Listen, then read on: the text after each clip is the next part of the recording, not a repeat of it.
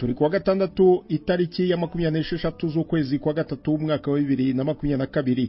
Ikiganiro cyacu uyu munsi kiribanda ku ifungurwa ry'imipaka yo ku butaka y'u Rwanda nyuma y'imyaka 2 imipaka ifunzwe kubera icyorezo cya COVID-19, ariko by'umwihariko umupaka wa Gatuna uhuza u Rwanda na Uganda uwo wari warafunzwe muri 2019 biturutse ku makimbirane hagati y'ibihugu byombi. Icyemezo cya leta y'u Rwanda cyo gufungura imipaka yo ku butaka cyatangiye kubahirizwa tariki 7 z'ukwezi kwa gatatu, hakaba hashize ibyumweru bitatu. Mu mpera z'ukwezi kwa mbere u Rwanda na Uganda byari byatangaje ifungurwa ry'uwo mupaka wa Gatuna, ariko abaturage ntibemererwa kwambuka ku mpamvu zasobanuwe ko ari za COVID-19. Hagati aho imipaka ihuza u Rwanda n'igihugu cy'u Burundi yo ntirafungurwa, ariko ku ruhande rw'u Burundi leta y'u Rwanda ivuga ko uruhande rwarwo rufunguye, ko bategereje icyemezo cya leta y'u Burundi kandi ko ibiganiro bikomeje. Ku mipaka ifunguye se kwambuka ubu noneho biremewe kuri buri wese. Twasuye imwe mu mipaka ihuza u Rwanda n'ibihugu bituranye, duha ijambo abaturage bakoresha iyo mipaka. Niki abaturage basabwa? Kuki se ibisabwa ku mupaka wa Gatuna uhuza u Rwanda na Uganda bitandukanye n'ibisabwa ku yindi mipaka? Leta y'u Rwanda yo ibivugaho iki? Ibyo byose murabyumva muri iki kiganiro mwateguriwe kandi mugiye kugezwaho na Yves Bucya. Kubaha ikaze. Hashize ibyumweru bitatu u Rwanda rutangaje kongera gufungura imipaka yarwo yo ku butaka. Tubanza turebe uko byari byifashe ku itariki 7 z'ukwezi kwa gatatu, ari wo wari umunsi wa mbere wishyirwa mu bikorwa ry'icyo cyemezo, cyane cyane ku mupaka wa Gatuna uhuza u Rwanda na Uganda, uwo wari umaze imyaka isaga 3 ufunze bitewe n'amakimbirane hagati y'ibihugu byombi. Nahereye muri Nyabugogo aho bisi zijya mu mahanga zihagurukira. Mu gace ka Nyabugogo aho abagenzi bategera imodoka, bisi ya kompanyi ya Volcano irapakira aberekeje mu gihugu cya Uganda ku nshuro ya mbere nyuma y'imyaka igera kuri 4. Abagenzi basaga 40 nibi iyi bisi yahagurukanye i Kigali, benshi bafite akanyamuneza. Banyita Nsengiyumva Fabrice. Bakatishije iki? Ni 15,000, ariko biradushimishije kuba tugiye kureba Uganda. 2019 nibwo twaherukagayo. Mfite umuryango nakuragayo utuntu twe kuza nkacuruza hano mu Rwanda, ubune niho nahigiraga ubuzima. Urebye kuba wari utakijyayo byakwangirije iki? Byinshi cyane. Ubu nari nkenye cyane rwose, nari mfite ubukene bwa dance. Nejeje umutima wanjye cyane kuko maze igihe n'ahangaha, uretse ko ndi umuturage wo muri Uganda, narasize abana batoya, bana bariraga bakambaza uzaza ryari, nta gisubizo. Nukuri bagize neza cyane. Kuva imipaka bayifunga wari utarasubira i Uganda? Ntarasubirayo. Ubwo urumva ko nta mahoro nari mfite. Je nitwa Gatege Jean Claude. None werekeje hehe? Nerekeje mu gihugu cya Kenya i Nairobi. Ugiye mu biki? Ngiye mu mahugurwa azamara ibyumweru bitatu, akaba ibyo binzinduye. Nagize umugisha mbona leta ikinguye amarembo kugira ngo twambuke tujye hakurya. Nibwira ko atari gihe nyine ubigiriyemo umugisha, n'abahaha nabo nuko, ndetse n'abafite n'ingendo zitandukanye.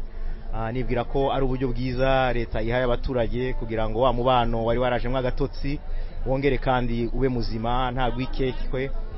Twizere ko bizagenda amahoro ku mpande zombi, maze tukakomeza dutahanya ndetse tukabana amahoro. None ibyangombwa byose urabikwije? Urumva wikwije? Ibyangombwa by'ibanze ndabifite, narakingiwe ndetse narashimangiwe. N'urwani cyangombwa cy'inzira nacyo ndagifite, mfite passport. Ndumva nujuje ibisabwa, ningera ku mupaka nanone ndipimisha covid nkuko amategeko n'amabwiriza abigenda. Jewe cyane kuko mvuye mu Burundi, bisanzwe naje nzi ko imipaka yuguruye, hanyuma nateza gushika Kabare, hanyuma rero shitse bambwira bati ko tuguruye. Uno munsi rero naryohewe cyane kuko sinarindira umwanya muremure bace bayugurura, nagize chance. Wari umaze iminsi ngahe mu Rwanda? Naje nuguruke ku kibuga cy'indege cya Kanombe, nari nzi ko ntangenda Kabare bati ntibyuguruye, bati mugabe ejo biri barugurura. Urumva nagize imana. Nubwo bavuga ko bujuje ibisabwa byose birimo ibyangombwa, amakenga kuri bamwe ntiyaburaga kubera ko bashobora kutemererwa kwambuka bajya Uganda. nk'uko byabagendekeye ubwo u Rwanda na Uganda byatangazaga bwa mbere gufungura umupaka wa Gatuna mu mpera z'ukwezi kwa mbere uyu mwaka. Mbega amakuru neza turayamenya tugeze i Gatuna tubaje kumenya ukuntu ibintu bimeze. Ubushize nabwo twe twiteguye kugenda, bamwe na bamwe tugezeyo batwangira ko twambuka ariko turongera turagaruka. Ku mupaka wa Gatuna bamwe basanze ibintu bitameze nk'uko babitekerezaga. Hano rero ndi ku mupaka wa Gatuna uhuza u Rwanda na Uganda. Mugeze Gatuna twahoranye Nyabugogo, mugeze Gatuna ubu noneho ko mbona mwananiwe kwambuka bigenze gute? Murabanza mwibwire abateze amatwi BBC. Mahorane. Hanyuma wowe? Nitwa Viviane. Twebwe ejo twagiye Camp Kigali, turavuga tugiye Kampala, ejo tuzakoresha basi. Baratubwira nyine no gukora rapid test, niyo twakoze. Rapid test ni 5,000. None twageze ku mupaka barimo kutubwira kubera ko tweba turi abagande, batubwiye ngo twishyure $50 tukore PCR test, ngo results ziraza gusohoka nyuma y'isaha. Ibyo bintu bibaho? Kandi ejo batubwiye ngo dukore rapid, none tugeze hano ngo ngongera wishyure $50. Nta mafaranga dufite, turabigenza ute? Ntago nzi njye ubu ngubu ndicara hano sinzi ikintu bari bunkore kuko nta mafaranga mfite. Narinjiye Kampala, yande ndi Ubugande ndatashe. Hanyuma wowe? Njye maze iminsi mu Rwanda ariko nashatse Uganda. Natwe twagiye kubaza tumaze kumva amakuru yuko imipaka igiye gufungurwa ku wa mbere. Noneho njyayo ku wa gatatu gukonfaminga ni iki gikenewe kugira ngo umuntu azashobore guca ku mipaka. Batubwiye icyangombwa cy'inzira like indangamuntu cyangwa passport na n'inkingo za COVID, kuba wujuje inkingo za COVID 3. Nari mfite urukingo rwa kabiri ngira ngo maze 1 week maze kurufata. Numvaga ko ibyangombwa byose mbyujuje nta kindi twasabwaga. Rero kugera ahangaha batubwira ngo twishyire 50 by'amanyarwanda kugira ngo tubashe kwinjira mu gihugu cya Uganda. Ndumva ari ikibazo gikomeye kugira ngo ayo mafaranga aboneke, ntayo dufite. Kugeza ubu inzego zishinzwe kubafasha ziri kubabwira iki? Nta numwe turavugana nabo, ariko nyine solution ni ukwicara aha tukareba icyo batumaye n'ibyanga buriya tugomba gusubira i Kigali. Ntabwo mufite abantu bashobora kubafasha se kuba wenda mwakomeza urugendo? Twabanyunyuje kugira ngo ubone itike kugarura. Urumva igihe twari tumazeyo nta wakoraga. Njye maze igihe kinini mu Rwanda, abana nabataye, none ibintu barimo kudusaba birenze ubushobozi bwacu. No kuri muturengere pe. This is too much.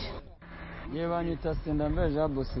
Ngewe rero nari nishimye yuko umubano wacu n'igihugu cya Uganda twafunguye imipaka, ariko mu buryo buhari burgoranye ku muntu. Ubu 30,000 kubica umuntu agiye gusura umuntu hano hakurya ni amafaranga menshi cyane. 30,000 mukatuvugana nk'abanyarwanda ko iki kintu kiratubangamiye. Nk'ubu ngewe bakimara kuba ko bafunga umupaka, ngewe mu rugo ni ku Gaseke muri Gicumbi, navuze ngiye ku mupaka ngiye kureba ko nanjye nakambuka ngiye Bugande ndebe urujya n'uruza bavuze.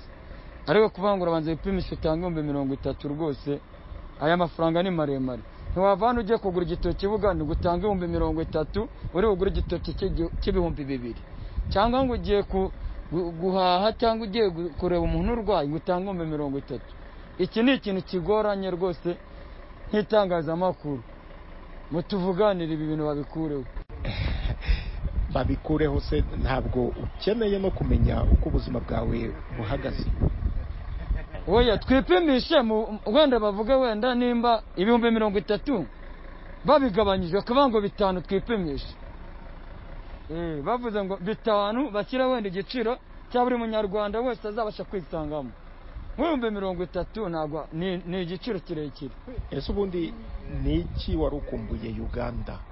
Iki nari nkumbuye Uganda, hari abavandimwe bacu, hariho bashiki bacu baba barashatse, kugira ngo uzajye kumusura rero wateguye 30,000 bitanze, harimo itike kujyana Uganda ikazana kugarura iwanyu. Ubusanzwe ukora iki? Je ndi umuhinzi. Ndi wa muhinzi ushobora kubona amafaranga ari uko nahinze nejeje. Ntago ndi umucuruzi. ayo mafaranga urumva ku muhinzi ko ari amafaranga menshi cyane 30,000. wari uje ushaka kwambuka ibyo 30 ntabwo wari wabyiteguye kuyatanga? Naje nshaka kwambuka ariko 30,000 byangoye. 30,000 ni birebire. 30,000 kuyabona yavamo iti kizakujyana ikakugarura, byagusaba kubanza gutegura ayo mafaranga. Nayabuze nsubiyeyo, umutima ntabwo nishimye kuko nimba umupaka twari tuvuze ko wafunguye, urumva ko nishimye, ntabwo mbashe kugeraho naringiye. Ubu none aha tuvuge uwaguhuza n'abayobozi bakuru b'u Rwanda na Uganda, wababwira iki, wabasaba iki? Ngewe bankiza hagati ya perezida wa Uganda n'uwacu, nabasaba yuko batworohereza kuri iki gipimo ni kirekire cy'aya mafaranga. Nimba bafunga umupaka ari urujya n'uruza, iki giciro ni kirekire ntibakigabanye. Nk'abanyarwanda na Uganda twongere dukora ubuhahirane nta bintu bitubangamiye. Aya mafaranga rero 30,000 nagumaho, hazajya hagenda wa muntu ushoramari, hazagenda wa wundi ugiye muri bizinesi yo kurangura, ko rubanda rugufi ntiruzabasha kwambuka umupaka. Urashaka kuvuga ko umupaka ufunguye ku bakire naho ku bakene ukaba ufunze? None se nimba ntabasha kwambuka ngewe, urumva yuko ngewe ntabwo mbasha kwambuka ko 30 ntabwo nyabasha, kandi ntabwo ari ngewe nyine. Ikigaragara nkamwe abanyamakuru mwabonye abantu bangaye barimo kwambuka ahangaha b'abaturage, ntabwo haragenda wa wundi nyine uri muri bizinesi. Amagambo yanjye nayo ngayo. Nari naje nzi ko bafunguye umupaka, ariko habaye imbogamizi z'ayo mafaranga 30,000. Perezida wacu n'uwa Uganda nibongera baganira kuri iki kibazo cy'aya mafaranga 30,000 ni menshi, kuko ikigaragara cyo rubanda rugufi hano ruzambuka uyu mupaka, azajya hambuka umuntu ufite bizinesi igiye kurangura, ntuzajya gusura umuntu urwaye gushaka 30 byo kwipimisha. Umuntu apfuye urabyumva ntiwamutabara. Murakoze. Ariko muri duwani ko kuhabonera kuno kunjo mworo na 30 kunanda bitanga muri duwani ko kuhabonera. Muri abanyamakuru ndababona mwaramutse neza. Mwaramutse neza namwe. None se muje kutureba kandi twumvaga ibi neza twari dufite, twumvise radio bavuga neza ngo imipaka irakinguye, noneho nta kubeshya. None turakarabye turamanutse tugeze muri duwani, ba migration nango bari badufashe neza, ntabwo batubwiye nabi, baratwemerera ko nitujya kwipimisha covid turi buteze tukagenda. Tugeze kuri covid dusanga ngo ni 30,000. Twumvishe 30,000 koko abaturage bano ko turi kurengana, biratubabaje dusubiye inyuma. Nkanjye nari mpamagajwe na mubyara wanjye uri hariya, mukecuru wanjye niyo yari yaraye, noneho mu gitondo baramuherekeza bamwicaza ku cyambo hariya kuri Manizirande, niho yari yicaye. Ndamanutse ngize ngo ngiye guhura nawe muzane, mpageze barambwira ngo ni 30. Ndamupepe rwose asubiyeyo, nanjye ndagarutse agahenda nako kunyica mundeke.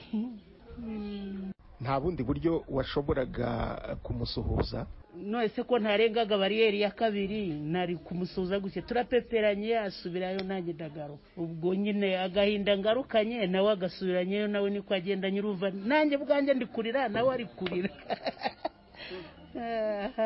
Birakaze iyo mubwira abaturage rwose ko imipaka yakinguye. Ubu nitunyura igishanga murongera muturasagura, maze turinyurira igishanga.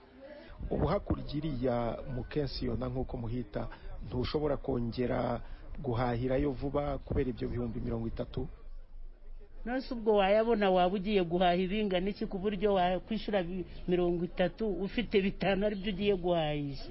Byibuze natwe ntitugoye leta pe, niba tubabarire nk'abaturage bareke gushira ku giciro kiremereye, batubwize ukuri ngo umuturage azajya yishura 5, abasirimukse bagenda n'ibyo 30, tubyumve neza, ariko bireke kutugora. Twari twaraye twishimye, ariko duhuye n'ikibazo. Ariko se kuba iyi mipaka yari ifunze mwahombye iki? Byaraduhombije, twarahombye byinshi.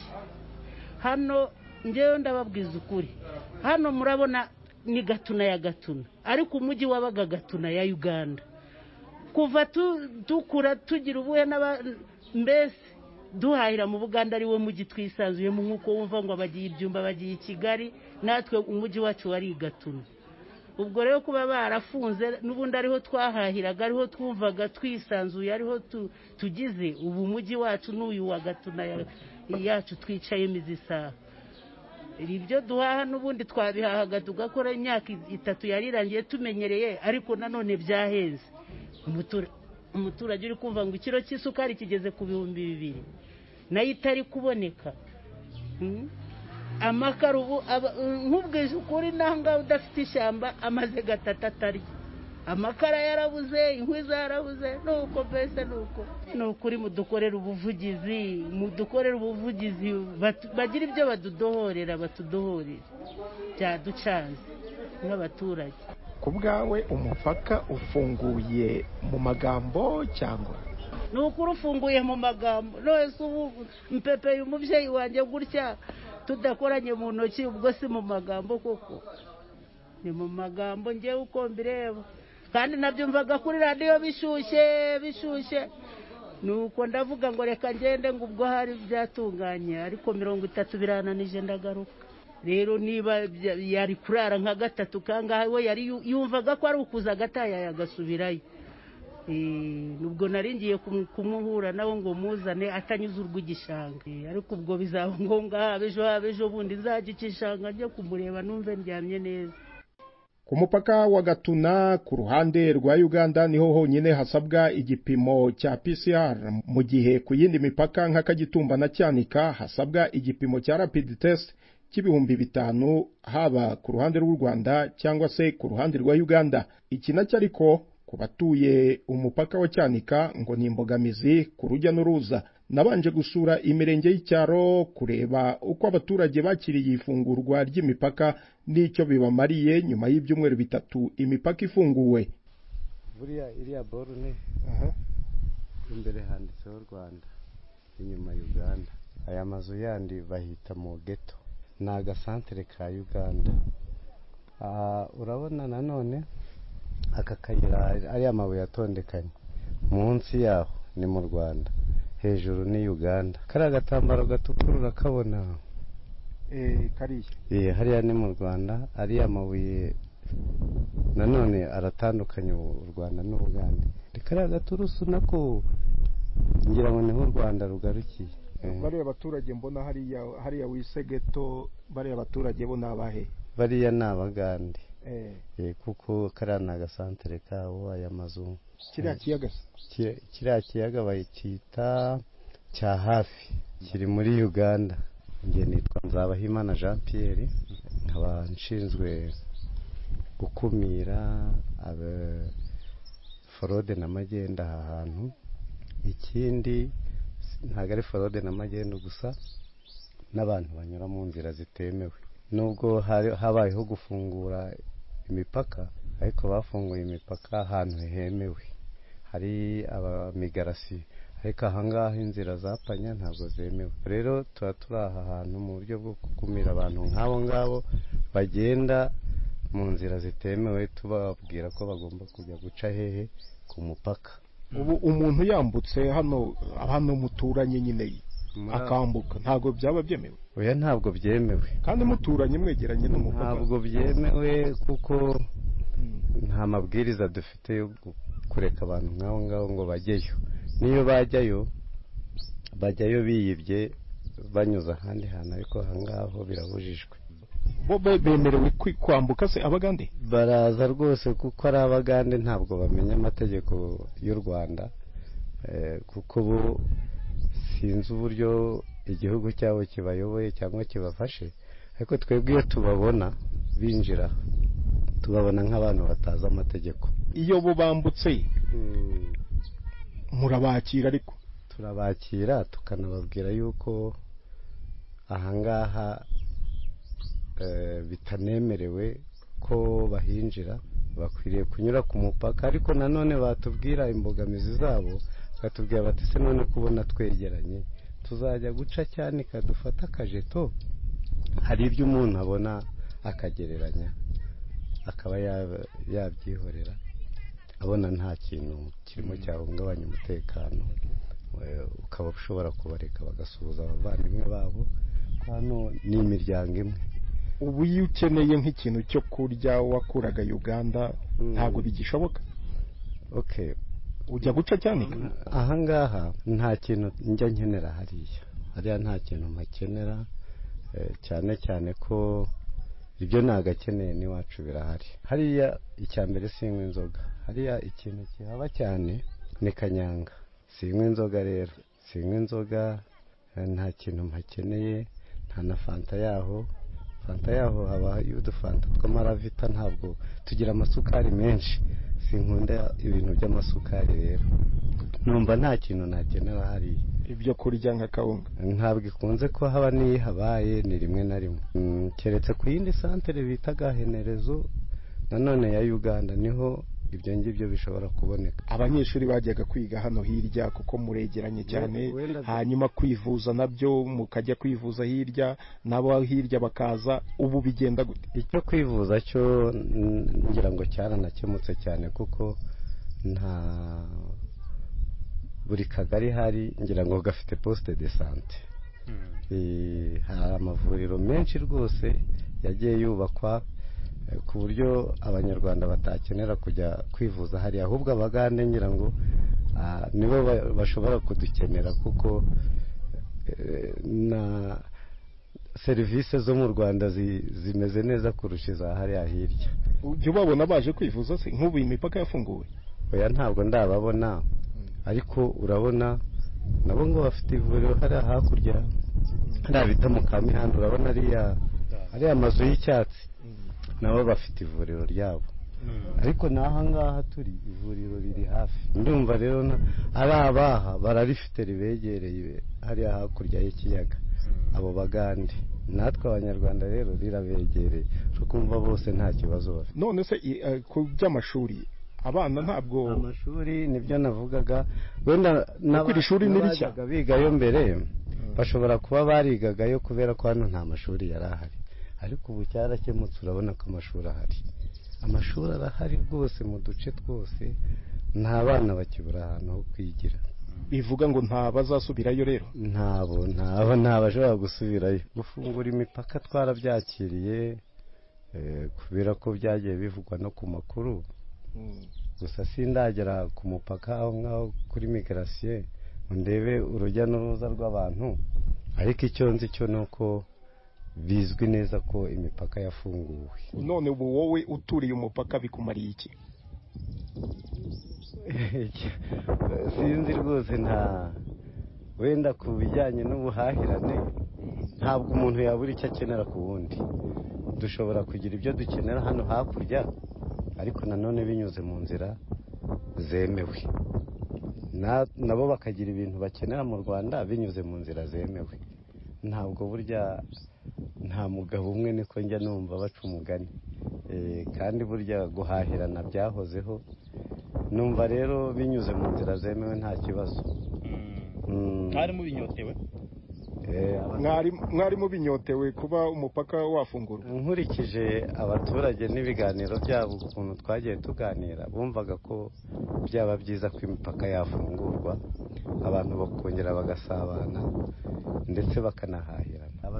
Mwari mubinyotewe kuba umupaka wafungurwa? Nkurikije abaturage n'ibiganiro byabo ukuntu twagiye tuganira, bumvaga ko byaba byiza ko imipaka yafungurwa, abantu bakongera bagasabana ndetse bakanahahirana. Cyane cyane ko iyi famille muri kubona hakurya ngo ni umuryango umwe n'aha ngaha, ni abantu baba bavukana, usibye kwitwa ko batuye mu bihugu bibiri, ariko usanga ari ibisekuru bimwe. Tugenderanaga buke bukeya kuko nyine uzi ko byo bitemerewe kujayo, kuko natwe twasabana neza kubera ko tuteye twajayo neza. Ubu ntabwo kuva umupaka wafungurwa nturajyayo? Tatwe twaje kubera ko turi gukora rino mu Rwanda. Abanya-Uganda bari kuza baciye ku mupaka nyine barazaga. None hano hakurya ko ari ukwambuka gusa, ntabwo wajyayo ugafata amazi cyangwa ugafata akantu ko kurya ukagaruka? wajayo ukakazana nta kibazo wajayo ukakazana utarinze kujya kucyanika ku mupaka ruguru oya waca mu mupaka ubuse nta bavandimwe ufite hano hirya hano hakurya wowe utuye hano ubusanzwe uri umuturage wa hano turabafite benshi bariyo ariko ntabwo twe twababona kubera yuko nyine abaganda bo baracatinya kuzino kandi natwe ntabwo twe twajeyo neza mbese kubera yuko nyine wumve neza ko umupaka gwari gukinzwe ntabwo twe twumva neza yuko twajeyo ngo dusabane nkuko byari bimeze mbere byari bimeze gute tugereranyirize mbere byari byiza ariko kubera iyi covid yateye n'imipaka igakingwa nabo ntago dusabanaga neza wumva ubura iki wajyaga ujya ujabuka ukajya Uganda kugifata wumva ari nk'iki kintu ubuze cyane muri roho yawe yifuzaga kiri Uganda twahahiragayo tukaja guhahe tukagurirayo imyenda tukaja kwenda y'ubuhunga tukaja guterayo ibibini by'icimi cy'intuza igihe cyane here tukaja kugabanirayo tugateranya ibibina by'inyama gihe cyagira tukaja kugabanira nayo ariko ubu nta bikemerwa kubera yuko rero uri kubona impamvu bitemewe uri kubona ntuye hano singo kuja kugira umuntu aje Buganda ni ukuja guca kuri duwani sibyo wenda ikibina turi kukiremera iyi ngiyi k'abami urukumva yuko bitatworoheye rero mwahuriraga ku kibina kimwe n'abo hakurya ubu ntabwo kikirema ntabwo bikibaho waragihombye rero twarabyemeye ubu ndabona wikoreye amatafari hano uri kubakira umuntu wenda uri hano utuye hano ubwo rero twari dukoreraga mu Rwanda nta kundi ariko nibiba byiza tuzongera tuje gukorerayo twahingagayo ubu uracyategereje yuko bizaba byiza cyane bizaba byiza tukagumya tugahingirayo nguko twahingaga nyine kwatisha gusa nta masambu mwari mufiteyo no kwatisha gusa ntayo uratwibwira hanyuma utubwire nuko wakiriye kuba imipaka yarafunguwe nitwe uwihore Sirasi nkaba ndi umuyobozi w'umudugudu wa Rwitongo Kayenzi Kagogo gufungurwa kw'imipaka kwaratunejeje cyane kuko dufite bene wacu nabo bafite bene wabo n'ahangaha no kuvuga ngo twahuye ari abantu dukeneranye gusa by'ikibabaje ni ko hano bono kuja kunyura kuri duwani hatubera kure ariko nabo hanyuze bakabaca amafaranga 5,000 ariko gona makuru numva ntabwo nanagarayo ariko twebwe byaratunejeje kuko bene wacu turabonana hano nta kibazo tuba dufite ariko ngo igisekuru cya hano hakurya ahangaha twabonye niho mvuka n'itongo rya data niho riri n'ubu niho tuye Buganda mucecuru mu muryango wena ninjye uri inahangaha kwa data ariko byaranejeje cyane kubwo bafunguye imipaka aba bangaha barazaga kunsura bakabemerera batanyuze ku mupaka cyane twebwe kunyura kuri duwani nibyo ariko twebwe dutuye hano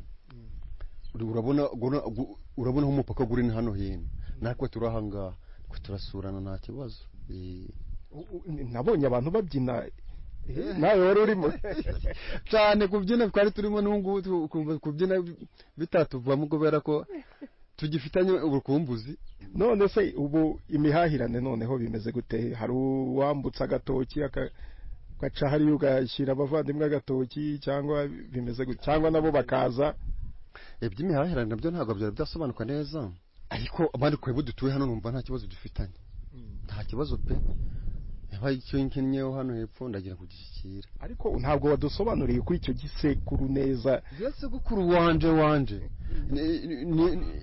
ni ukuvuga ngo itongo rya data na sekuru niho riri hano hepfo mwese ubwo nturi umugande uri umunyarwanda ndi umunyarwanda kubera ko mfite ubwenegihugu bw'u Rwanda noneho nabo bakaba abagande kubera ko bafite ubwenegihugu bw'iki b'Buganda ubwo muri nk'abantu bangahe tuvuge mukomoka hariya mukaba mutuye hano aba bene wacu hano hepfo ngiye ku bwanje barenze n'igihumbi ni benshi cyane kuko igisekuru cyacu niho kiri hanyuma batuye hano nabo mu gisekuru cyacu kwa sogokuru ni gituye hano nje nyine ariko abo duturanye ni bene wacu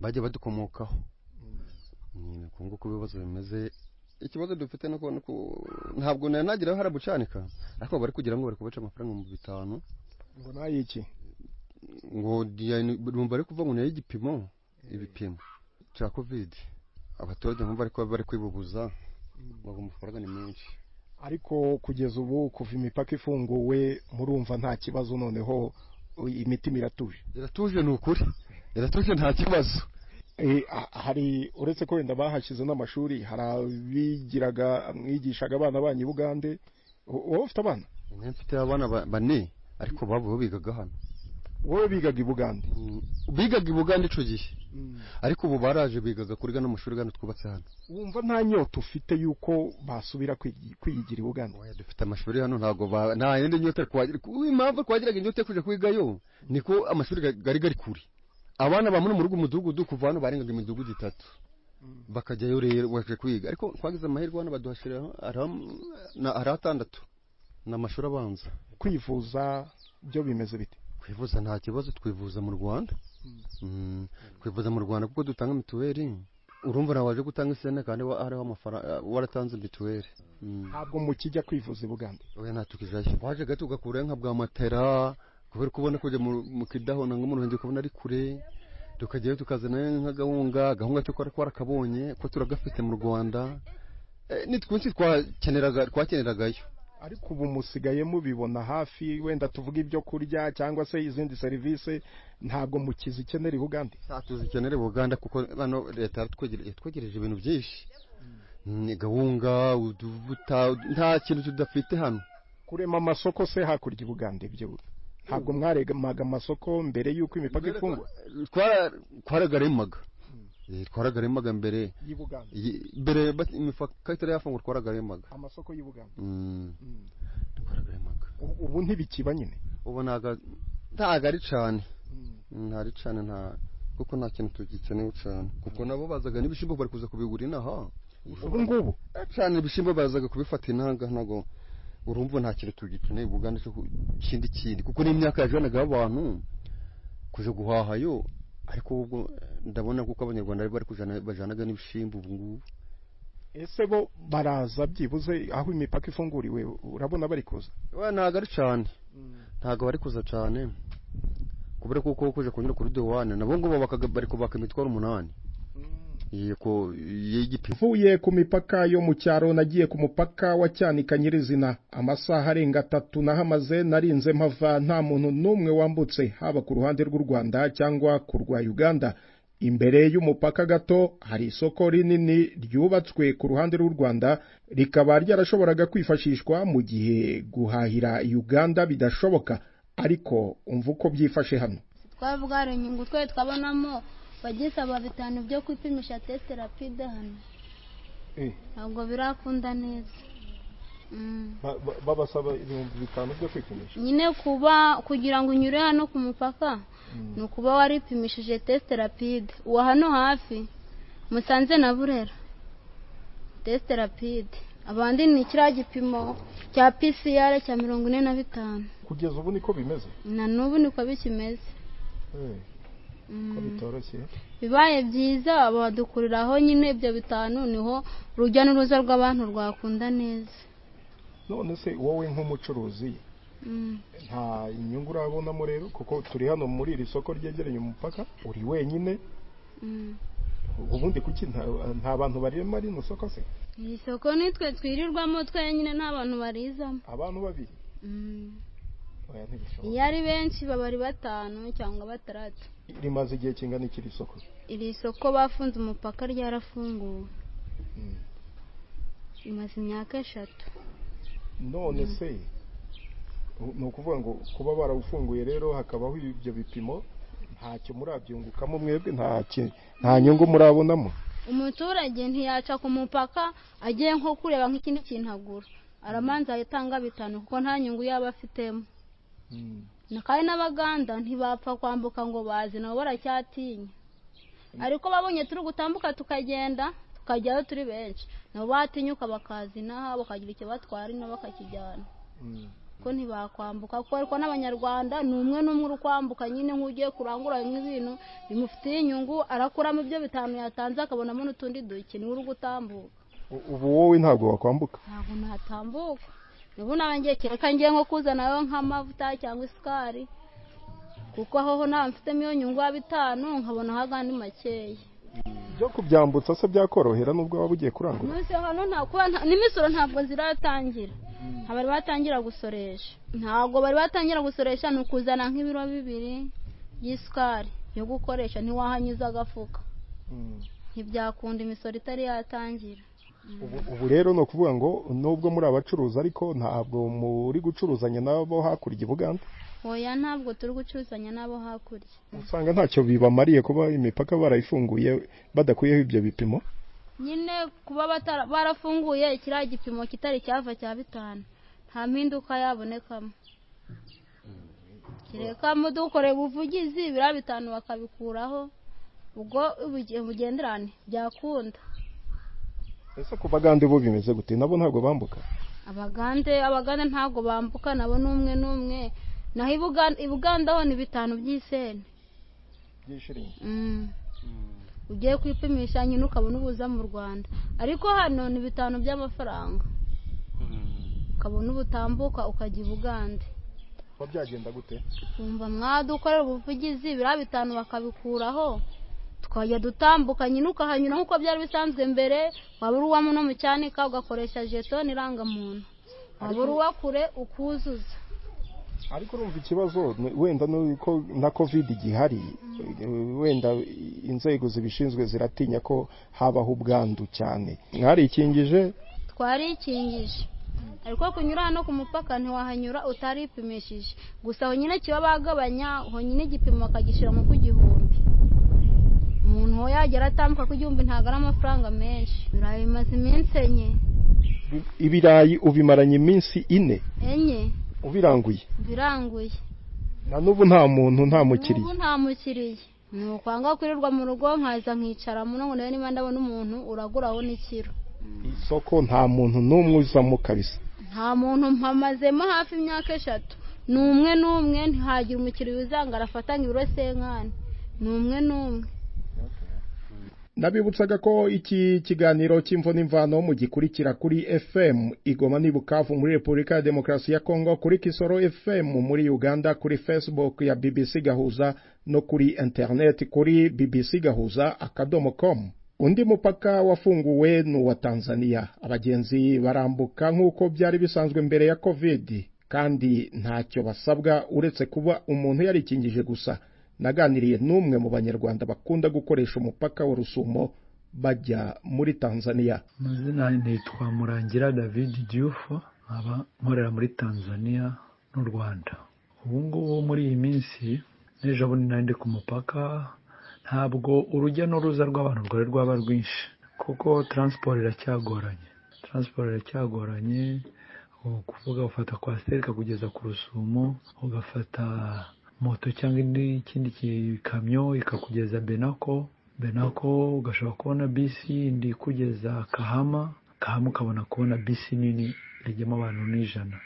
Noneho rero transport iracyagoranye kuko abantu ni bakeya cyane ntabwo baraba benshi. Trinity yo ibajije bakubwira ko bataratangira ntibakubwira impamvu. Hari undi mutanzania wari wagerageje kuzana bisi Benako nini rwose company yitwa Fresta ariko hageze abura abantu bahagije bakuzura bisi kandi ibyo ni ikibazo n'ubundi cyakunze kugorana cyane cya transport. Rero ahandi ubu ngubu urujya n'uruza rw'abantu rwose ku mupaka urabona ntabwo biraza neza ariko kwambuka nta kintu byinshi bakubaza. Ugeze mu Rwanda rwose barakwakira bakaguterera nta n'izo nkingo bakubaza niba warikingije inkingo zose. Ariko iyo ugeze muri Tanzania uruhande rwa Tanzania muri immigration ya Tanzania bakubaza iby'izo nkingo ukazibereka zose uko niba warikingije 2 niba ari 3 nabonye zose bazemera ariko nta kindi kibazo gihari barakayikira rwose abantu uko bisanzwe. Ikindi kintu nyungu ihari yo kuba imipaka yarafunguwe cyane cyane ndavuga ku ruhande rwa Tanzania kuko ari undi gukorera Tanzania rwose ubu turakorana neza. Abanyarwanda barimo kuza gutwara ibintu byabo cyane cyane amamodoka, imizigo birimo kugenda neza. Mbere muri corona byari bigoranyemo kuba wabona umutanzania ufite passport akakuzanira nk'imodoka yawe waguze i Burayi cyangwa waguze Dubai cyangwa waguze muri Korea akaba yigeze i Kigali. Byabaga rero guhererekanya imodoka ku mupaka. Ubu ngubu byafashije abanyarwanda kuba basigaye baza bakagera Dar es Salaam bagafata izo modoka bakazijyana bakazigeza i Kigali. Numva byaroroshye nta mananiza yandi arimo. Hagati aho umupaka hagati y'u Rwanda na Repubulika ya Demokarasi ya Kongo wo hari hashize igihe ufunguye, ariko abanyarwanda bambuka basabwa kwipimisha COVID-19. Ubu kwipimisha u Rwanda rwabivanyeho, ariko abakora ubucuruzi buciriritse bwambukiranya imipaka ngo baracyafite imbogamizi zibabuza kwambuka bajya muri Kongo. Ndi ku mupaka wa Petite Barrière uhuza umujyi wa Rubavu n'umujyi wa Goma muri Repubulika ya Demokarasi ya Kongo. Ndaganira na bamwe mu banyarwanda bakoresha cyane uyu mupaka, cyane cyane abakora ubucuruzi buciriritse bwambukiranya imipaka. Uratangira utwibwira? Nitwa Bariyanga Teresfori, ndi umutekinisiye nkorera Rubavu. Kote y'u Rwanda barafunguye, ariko kuri kote ya Kongo bize kuzamo ibibazo, abanyarwanda ntibomoke. N'ubu iyo womotse ugiyeyo bakubaza permis de séjour. N'ubu ngubu abantu bose bafite amarangamuntu cyangwa amaresepase siko bemerewe komoka. Iyo womotse ugiye muri Kongo utanga kitwa idogo ku bantu bari hakuri kukigendera, bitagifite rero ntugenda. Uyu mupaka wari usanzwe ukora, ariko kwipimisha COVID mbere yo kwambuka byavanyweho. Wabyakiriye gute? Ni byiza cyane. Igipimo cya COVID se ko mbere twishyuraga $50, nkanye nishyuye $50 inshuro enye, bagishyura kuri 5, nyishyura nk'inshuro zirenga nka 10. Rero kuko igipimo cyo nta kibazo, ku gipimo nta kibazo kirimo, ngo byoroshye cyane. Igipimo kugifata biroroshye, ariko ndani urukingo wanacana bagahita bagukingira ukigendera, ariko igipimo mbere wajya kugifata ugasanga umurongo ugasibira bikagorana cyane. Ubu twavuga ko hari ingorane muri guhura nazo mu kujya muri Kongo, bimeze bite? Ku butaka bwa Kongo, iyo womotse ugeze ku butaka bwa Kongo bakubaza icyangombwa cy'ubakorera, bakita permis de séjour. Kigura amadolari 40 n'ibihumbi 3 by'amakongomani. Ubwo apepure hafi 43 by'amanyarwanda. Kwigondera 43 rero ku muntu uvuye hano. Urabona abantu baba ku mupaka n'abantu bazunze utuntu bakora imirimo idakomeye cyane, ariko bakenera komoka buri munsi. Ugasanga umuntu afite igishoro cy'ibihumbi 5, kumurega ko ari gushaka igishoro cyose cy'ako kanya cy'ibihumbi 40 n'amafaranga menshi cyane agoye kuyabona. Iyo ugeze muri Kongo nyine ni Kongo ni kuvuga ngo ni inshi yetu, biragoye cyane muri Kongo kuhareka, ariko nta kundi biratubangamira. Ariko wumva byakemuka gute? Kuri kote yo mu Rwanda nta kibazo gihari, ahubwo kuri kote yo muri Kongo baramutse bakuyeho nka permis de séjour tukagenda nk'uko ava twagendaga mbere, twagendaga twisanzuye. Washaka kugera kugura isogisi ukagenda ukajyayo, ariko ntabwo wajya kugura inkweto y'ibihumbi 3 by'amakongomani cyangwa by'amanyarwanda uri utange permis de séjour y'ibihumbi 40. Ushobora no kutayitanga ugatereta ku ruhande kwa kundi ugenda utanga resepase uhereza umukongomani kumuha igihumbi ukagerayo ukabona rere tour kujya no kugaruka utakaje ibihumbi birenga nka 5 by'amakongomani, bikaruta ya nkweto wari ugiye kugura. Byangombwa nyine n'ubiterwa n'umuntu, mbona ntago ari amananiza, ahubwo ni uburenganzira bwabo kubivuga. Bafite amategeko bagenderaho, nayo mu Rwanda tugenderaho. Nkeka ko umunyarwanda umukongomani zo mu Rwanda umusaba igipimo gusa, kandi hano igipimo kimara 2 semaines, cyumweru 2. Natwe bakadusaba permis de séjour imbere bari baravuga ngo n'umwaka ubashyize ku mezi 3, bagenda babihindagura abagwa mu mezi 3, 6, narayiguze iri ku mezi 3. Barambwira ngo ntago igishoboka ngo n'ukwezi. Nakoze maze gukoresha permis de séjour manza afite ni ya 4, ariko baravuga ngo na mezi 3 bimwe bakabihindura. Icyo nicyo nta bintu by'akajagari, ntago baba bari bahuza ibintu ku buryo umuntu yisanzura nk'umunyarwanda ugiyeyo nk'uko bakongomani bisanzura baje mu Rwanda. Ntago ugiye muri Kongo umusirikare yagutangira apfa kumuvuga ikinyarwanda gusa, nka permis de séjour. wakibura udafite icyo gutanga tayari. Mama nawe uratwibwira icyo ukora n'uburyo wakiriye ikurwaho ry'igipimo cya COVID-19 cyasabwaga mbere y'uko umuntu yinjira mu gihugu cya Kongo. Nitwa Ufitine Madiliane, ni umucuruzi w'itomati, najyanaga itomati Goma.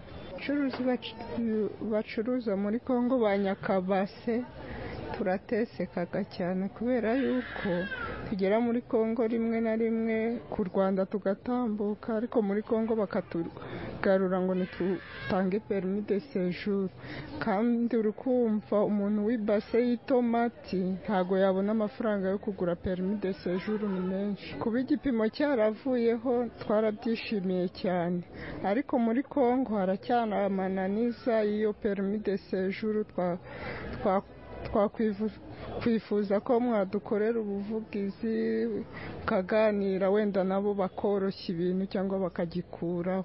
Iyo dufite laissez-passer tukimara kwambuka deja bahita babona ko turi abanyarwanda, bagahita badusaba iyo permis de séjour. Waba utayifite bakagusubiza inyuma, itomati za wenda zikangirika zigapfa, tukajya mu gihombo. None se umuntu yaba afite igishoro cy'ibihumbi nka 5 akabona igishoro cy'ibihumbi 45 by'ako kanya, ni ikibazo. Twumva mwadukorera ubuvugizi ku kote y'u Rwanda, kote ya Kongo, bakaganira bakoroshya ibintu bitewe nuko natwe ntitubagora. None mama, ubona byarakugizeho izihe ngaruka kuba wakwa ibyo byangombwa udashobora kubona? Hari ingaruka ubona byakugizeho? Nyinshi cyane pe, bitewe nuko nahombye kenshi, ngarura ibicuruza byanjye bikangirika bigapfa, igihombo kinini. Ni kuki udashaka byibuze laissez-passer ko kiba gipapuro cyagushoboza kwambuka, ko byibuze yo igura makeya, iyo ntiwashobora kuyigondera se? Na laissez-passer irabura 12,000 nabyo ni amafaranga menshi, umuntu aba yigomwe yanagerayo bikanga, urukumva bari igihombo kenshi pe. Twakwishimira ko n'irangamuntu bayidufungurira tukambukira ku irangamuntu, nabyo byatworohera birenze. Urakoze cyane.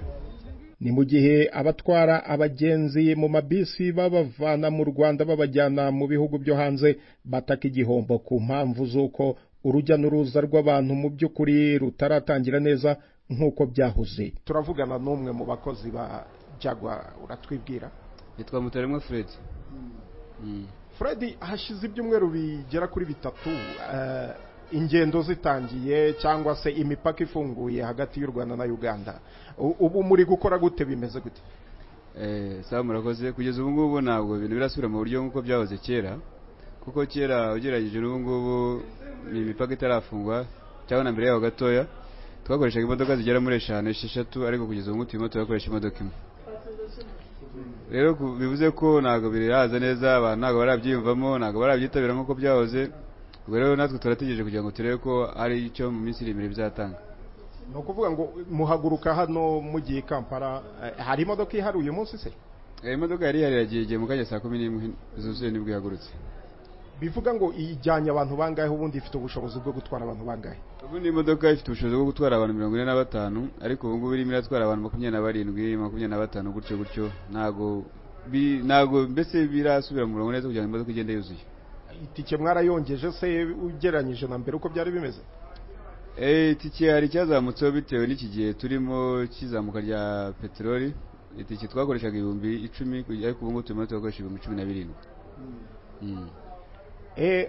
Hanyuma kuziva Kampala, noneho iziva Kampala zo haza zingahe tuvuge ku munsi? Okay, hari igihe haze 2 cyangwa natwe tworeze 2 biterwa n'amasaha y'abakiriya bahisemo, ariko bivuze ko muri make ntago ziba zuzuye pe. Nubwo ziba ari 2 zitandukanyije amasaha, ariko ntago ziba zuzuye, zigenda ari ibice. Usanga henshi abagenzi mutwara barasabwa iki, ari ugusohoka mu Rwanda cyangwa kwinjira mu Rwanda? Icyo basabwa ni iki? Mwebwe mubashishikariza mute kuzuza ibisabwa? Ibintu bisabwa ku mugenzi ni ibintu bitarenze 4. Ikintu cya mbere agomba kuba afite inkingo za COVID, icya kabiri agomba kwipimisha, icya gatatu ari amafaranga ya transport, icya kane ari icyangombwa cyerekana ko urugendo agiye kugenda passport cyangwa indangamuntu cyangwa se na laissez-passer. Kuri icyo cyo kwipimisha harasabwa ikihe gipimo ku bavuye hano mu Rwanda bagiye Bugande? Kugeza ubu hari imipaka ibiri itandukanye, hari umupaka Gatuna cyangwa Kagitumba. Iyo mipaka uko ari ibiri iratanga ibipimo, irekira ibipimo bitandukanye. Kagitumba barasaba igipimo cya 5,000, mu gihe Gatuna basaba igipimo cy'ibihumbi 30. Rero bigaragara ko abantu barimo gutinya guca Gatuna bitewe nuko hari amafaranga menshi, bakaba bahisemo kunyura Kagitumba.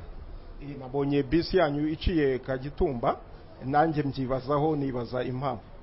Impamvu niyo ngiyo nuko Kagitumba irimo gusajya igipimo cy'amafaranga make yawe ugereranyije na Gatuna.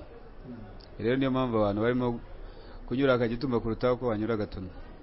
None abavuye Uganda bo basabwa iki iyo kwinjira kugira ngo binjire mu Rwanda? Abo muvani Bugande bo basabwa iki? Ni ibisanzwe imipaka irimo irakorana impande zombi, ibyo u Rwanda rusaba n'ibyo Uganda rusaba byose ni kimwe, nta hatandukaniro rinini rihari. None nk'ibyifuzo byanyu wenda mwebwe mutwara abantu mubavana mu Rwanda mubajyana i Bugande no kubavana i Bugande mubazana mu Rwanda, ibyifuzo mwumva mwavuga, kuko urumva urabona muri gukorera mu gihombo?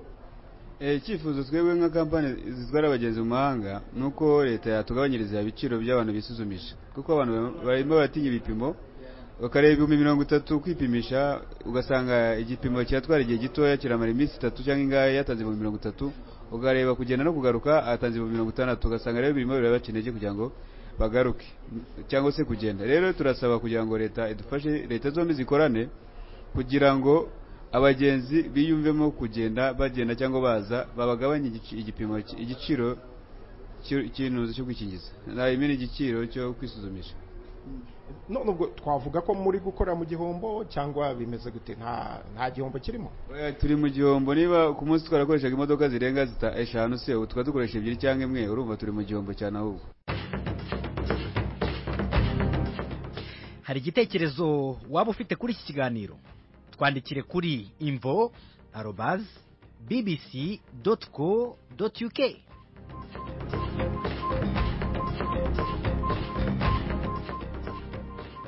Leta y'u Rwanda yagize ikivuga kuri ibyo bibazo mu kiganiro n'abanyamakuru. Minisitiri w'Intebe Edouard Ngirente ari kumwe n'abandi ba minisitiri batandukanye bagiranye ikiganiro n'abanyamakuru, bavuga ko ibibazo bigenda bigaragara ku mipaka biri kuganirwaho hagati y'ibihugu. Tubanze twumve icyo Minisitiri w'Ubucuruzi n'Inganda Habyarimana Uwamariza Beata avuga ku bigendanye n'urujya n'uruza n'ubucuruzi bwambukiranya imipaka ku mipaka ihuza u Rwanda na Uganda ndetse na Repubulika ya Demokarasi ya Kongo. Ku kibazo kijyanye n'iby'ubucuruzi bwambukiranya umupaka, navuga ntabwo ibyangombwa byo byahenze, kuko ahubwo ubucuruzi bufitanye nabwo bwaraniyongereye. Navuga ni nk'urugero nko muri DRC, aho muri 2020 twari tubaje gucuruza miliyoni 340, muri 2021 twikubye kabiri tugeze muri 600. Ariko icyagaragara wenda nk'igihenze bishobora kuba ari bishyashya, aho kwambuka umuntu ajya muri Uganda usanga hari ibiciro abantu bacibwa ku test za COVID. Ku ruhande rw'u Rwanda rero ho byarorohejwe cyane bihagije, ku buryo babikora randomly bake kandi ari rapid test. Ariko byagaragaye ko ku rundi ruhande ho bakiri kwakoresha PCR test ifite igiciro cyisumbuye. Ariko ibiganiro byo biriho kugira ngo abantu barebe uburyo no ku ruhande rwa Uganda nabo bakora ibijyanye n'ibyakoreza ubucuruzi. Navuga ku ruhande rw'u Rwanda ho ibiciro byarorohejwe. Ikindi wenda nakongeraho nuko nkomeje ku ruhande rwa DRC n'urugero, mbere hariho za jeton, ibyangombwa bashobora kuba bakoresha mu gihe cya COVID birahagarikwa, ariko ubu mu biganiro twajyanye tugeza ahantu heza ko nako twitugomba kubikoresha. Ni ibyangombwa byorohereza umuntu ucuruza mu bucuruzi bwambukiranya umupaka kwambuka bitagoranye.